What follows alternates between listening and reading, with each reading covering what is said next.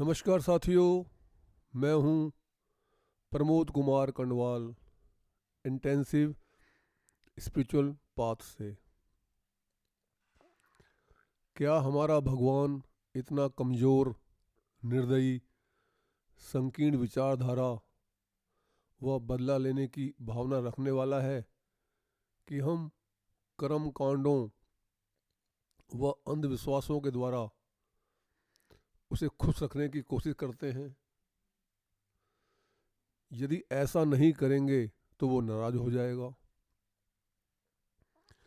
मंगलवार और शनिवार को मंदिर में मिले छोटे से लड्डू को तो प्रसाद समझते हैं, पर घर में जो खाना खाते हैं उसे भोजन मानते हैं।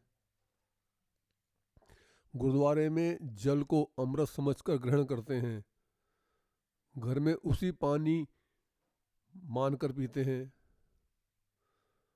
मंगलवार को बकरा नहीं खाते, बाकी दिन उस मुर्गे को भी नहीं छोड़ते जो दुनिया भर की गंदगी खाता है। बाद में फिर हम उसे मजे लेकर खाते हैं। पूजा करने या भगवान को याद करने का समय हमने निर्धारित किया हुआ है। क्या बाकी समय में भगवान हमारे पैरों के नीचे से ज़मीन वापस ले लेते हैं या हमारे मकान की छत को गायब कर देते हैं? रात को हम कोई भी शुभ काम नहीं कर सकते क्योंकि भगवान उसमें नदारद हो जाते हैं। बगैर जन्मपत्री मिलाए हम शादी नहीं कर सकते क्योंकि कागज़ का एक छोटा सा टुकड़ा भगवान से बड़ा अंतर्यामी और सर्वे सर्वा है।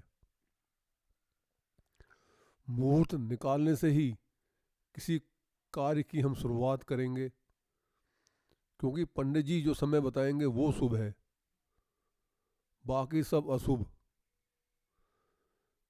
क्या बाकी समय में आकाश से अंगारे बरसते हैं? प्रभु निर्मित समय को भी मनुष्य ने सब्जी की तरह शुद्ध और अशुद्ध में विभाजित कर दिया है। 24 घंटे उपलब्ध परमात्मा को 24 घंटे याद रखने से ही बात बनेगी। इससे कम में काम नहीं चलने वाला। और इससे पहले हमें प्रभु की सर्वव्यापकता, सर्वज्ञता, दयालुता, क्षमा की विशालता व उसकी कृपा के विरोध को समझना होगा। दीपक जलकर दूसरों को उजाला देता है मगर स्वयं अंधेरे में रहता है। यदि उसे भी उजाला चाहिए तो उसे दूसरे दीपक के नज़दीक आना होगा। अच्छे कार्य करते रहने के साथ अच्छी संगति का होना भी बहुत जरूरी है। यदि हम प्रारब्ध पर भरोसा करके चलें तो अकर्मण्य हो जाते हैं। थोड़ा बहुत जो मिलता है फिर भी वह नहीं मिलता। यदि पुरुषार्थ पर भरोसा करते हैं तो दुनिया में लाखों उदाहरण हैं कि अधिक परिश्रम के बावजूद भी मुश्किल से आजीविका चलती है। पर यदि हम प्रभु कृपा पर भरोसा करें, उसके नाम का स्मरण करें, पूरे दिन भर उसकी याद में रहे तो प्रारब्ध भी ठीक हो जाता है। मेहनत भी रंग लाती है तथा सर्वांगीण विकास के साथ साथ असीम आनंद का भी अनुभव होता है। एक राक्षस ने ब्रह्मा जी से वरदान मांग लिया कि मेरा महल अंतरिक्ष में बनवा दो, मगर कोई प्रवेश न कर सके। तथास्तु कह दिया गया। अब वह रोज देवताओं को मारता और महल में घुस जाता। अंत में देवता विष्णु जी से सहायता लेने पहुंचे। उन्होंने कहा, जाओ, कल उसे मैं मार दूंगा। देवताओं ने कहा, आप अंदर प्रवेश नहीं कर सकते, कैसे मारोगे?